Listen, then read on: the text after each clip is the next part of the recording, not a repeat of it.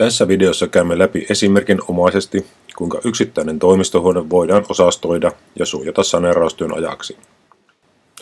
Kohteena olevan toimiston suojaukset aloitetaan sulkemalla kaikki mahdolliset ilmareitit viereisiin huoneisiin. Vaikka huoneeseen muodostetaan alipaine, on hyvin tärkeää sulkea vuotoreitit. Tällöin alipaineistuksen hallinta on helpompaa ja mahdollisissa hetkellisissä ylipainetilanteissa ja muissa ongelmatilanteissa ei ilman epäpuhtaudet pääse siirtymään viereisiin tiloihin. Kuten videossa näemme, teipataan kaikki välioveen raot ja muut seinässä mahdollisesti olevat aukot umpeen. Ilmanvaihtoventtiilit teipataan tai muovitetaan. Kiinteistön omaan ilmavaihtoa ei saa missään nimessä käyttää alipaineen muodostamiseen eikä tuomaan korvausilmaa.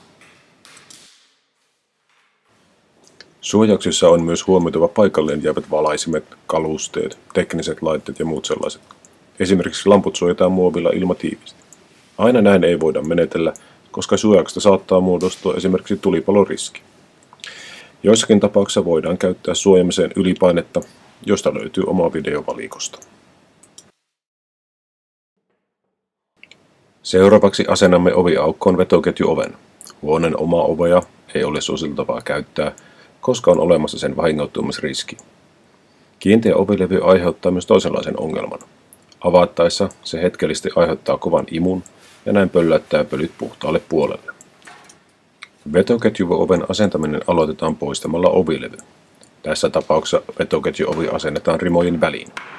Tällaisen puolikiinteän asennuksen etuna on, että ovi saadaan tiukalle, jolloin sen käyttäminen on helpompaa ja pitkäikäisempää. Mikäli ovi asennetaan pelkillä teipeillä, irtoaa ovi yleensä erittäin helposti. Lisäksi vetoketjuovi teipataan suojausteipillä karmiin. Näin huone on valmis alipainestuslaitteen asentamiseen.